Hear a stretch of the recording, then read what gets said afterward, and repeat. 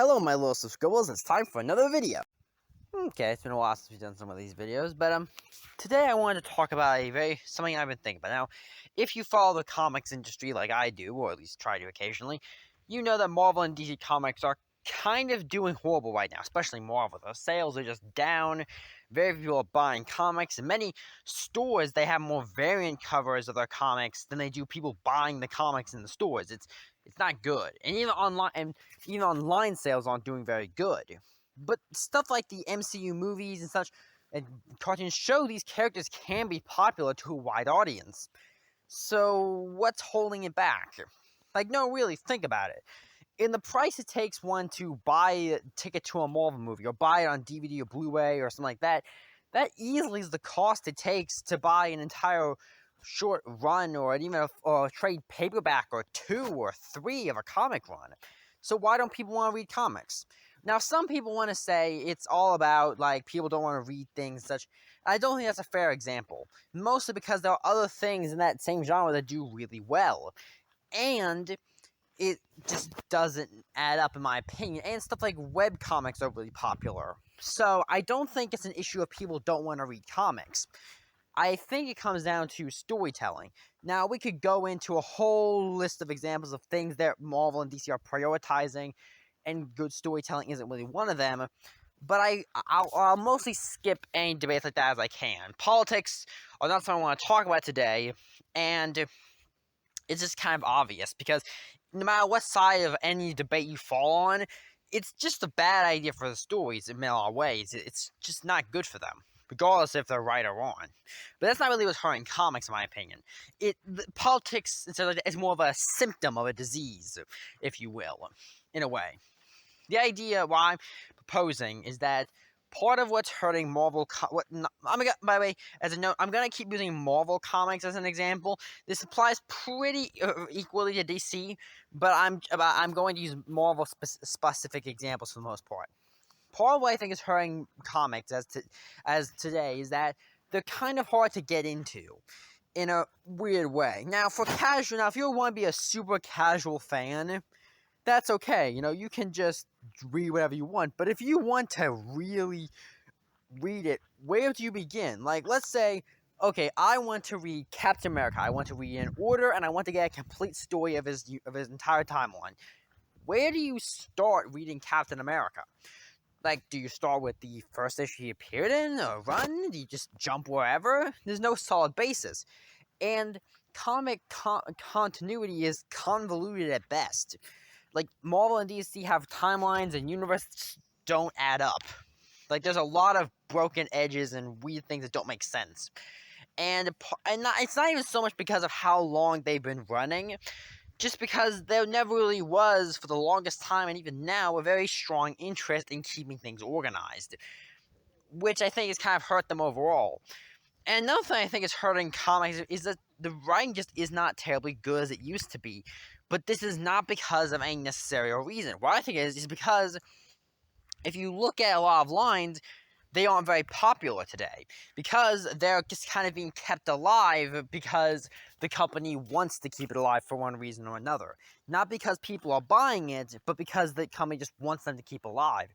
That doesn't produce good stories. It produces mediocre stories. So here's my idea of how we're going to restructure the comic book industry. Here's my plan. Now, I admit, it's a bit of a long shot. It will be difficult. The companies will probably never do it. And other people have talked about similar ideas, and I'm not going to sit here and pretend I'm wholly original in this thought. You can easily look up videos by, like, just some guy, and he'll give you a kind of similar idea. But I want to formulate how I would do it. How, if, like, Marvel or DC put me in charge of saving comics, how I would do it. So let's get started with this plan simple. Number 1, we're going to have to get rid of the old. And what that I mean, and I don't necessarily mean the old universes have to go away, per se.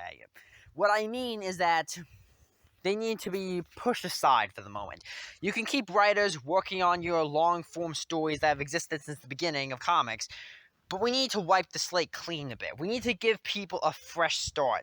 Not just for new fans, but old fans, so people can understand what they're reading again.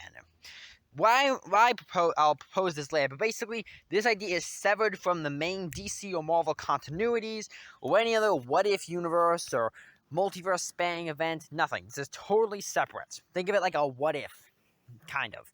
Now, what I would recommend is you get about 10 to 30 writers. You can do it however you want, but I want it to be at least about 10, and probably more. Then, you give them all an artist or so. Now, you might also give them some editor work or something like that, but it's not supposed to be. It's supposed to be, main purpose is one writer. This writer, for each thing, will be the storyteller, as you will. He will, or he or she, or whatever, will, their job is simple. You have access to everything Marvel has the intellectual properties for. Now, you might have to put some, like, restrictions on things like Conan or something, or things that don't have clear things, but basically, if it's clearly owned by this property, like if you're working for DC, you can play with Batman, Superman, or whatever. You basically just have access to the entire company's intellectual property to tell a story.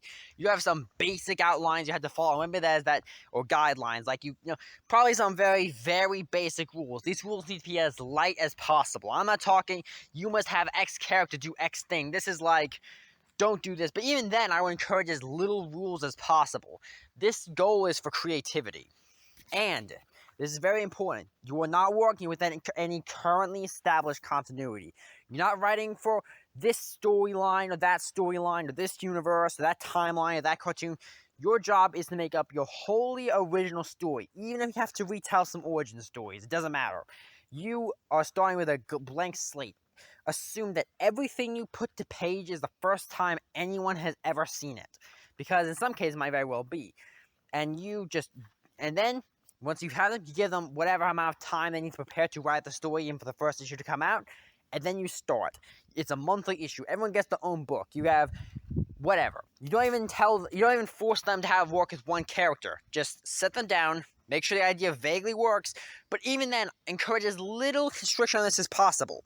That's the key of this. The key is not to create what you as a company want, is to create what the readers want.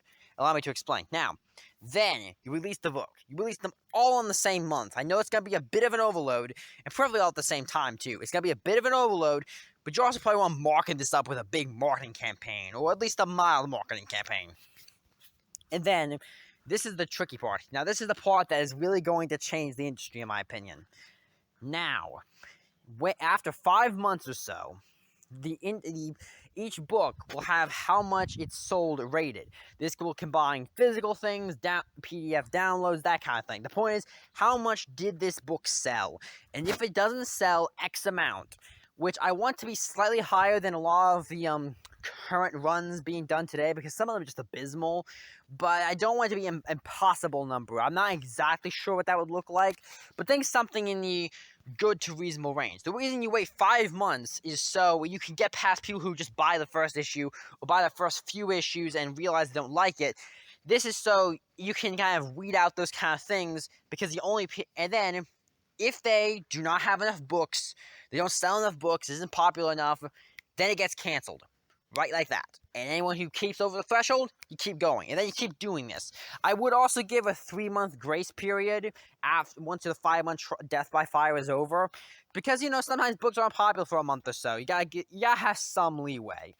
But the point is, this idea is so that only the good ideas survive. It's very Darwinian, kind of cruel, but I think it's what the industry needs. The industry, as we know, is filled with mediocre stories that no one reads. No one reads these things, no one likes these things, no one does. And that's not going to save the industry. The industry will go broke this way. We're being beat left and right. This method could work, in my opinion. It's very trial by fire. And I think it solves a lot of problems. Because if you don't like politics, no matter what method you do, the only way the book survives is if it's good. You want to have politics stories, fine, but it has to still be good. If it's not good, it'll be canned just like anything else. And it fixes people who don't know where to start with comics. You want to know where you start with comics? Right there. Issue 1. This is the first issue in the entire world. Has no pre-existing basis. Just read. You like the or you like the premise that you like, I don't know, like Iron Man, Spider-Man, and Gwen Stacy, all pirates going on pirate adventures looking for the lost land of Amerigard. Then you can read the book, and that's all you need to read to follow the story. There's no other lines, no tie-in events. Just start at issue 1, or if you want to do, maybe wait to collect trade paperbacks if you want, or even single issues, or whatever you want to do. And then you can pick up and read and enjoy. And that's the goal, is that the idea is the way in the Darwinian nature of you have to get X amount of sales is a bit cruel, but it could work because it would force only good ideas to survive. It has to be popular, not with critics, not with the company, it has to be with the people. The people have to want to read this story. And if it can do that, then it will prosper. And that's what I think the comic industry needs to do. It needs to totally shake up its methods. No more pandering to this or that or whatever. No more keeping books that no one reads alive. No more massive, big events that no one reads or cares about that just exist to shake up things that no one cares about. No more long-form continuities that, though interesting, mean nothing because no one reads the stories. We're wiping the slate clean, and we're gonna get what the people want. And this will help the industry, in my opinion. I think this is the way the industry needs to go forward in the future. Also, all of these lines, also I mentioned the writers, as I mentioned, these guys are very specifically tied to their book. What I mean by that is, their line isn't going to be randomly taken over by a different writer. They write this story. I know that might sound a bit weird, but I think it's what it needs. So that way a writer can be tied to the work. So we're not constantly switching out writers, switching out stories. It needs to be tied to the writer a bit. Now, I don't know if that part doesn't necessarily be a industry standard, in my opinion, but I think for this project, this plan, it needs to be like that. Anyway, that's my idea of how to save the comics industry. Now, I specifically mean the superhero comics industry, as comics in other forms are doing fine. Dub comics on YouTube are doing great, Webtoons is still existing and doing fine. But this is to save Marvel and DC, in my opinion. I don't think they'll go broke soon, especially Marvel, since they have Disney to keep them alive. But honestly, this is what they need to do. They need to shape up. They can't just rely on being, oh, well, people just read it because that's all they have. You need to step up. People like the Marvel movies. If you were to give people what they want, they'll read it. And that's what I think they need. That's what will save the industry, in my opinion. Anyway, see you later. Yeah? Hey, why don't you hit that sub button? You're gonna become a subscribble. Get to see my content quicker. Wouldn't that be nice? I bet so.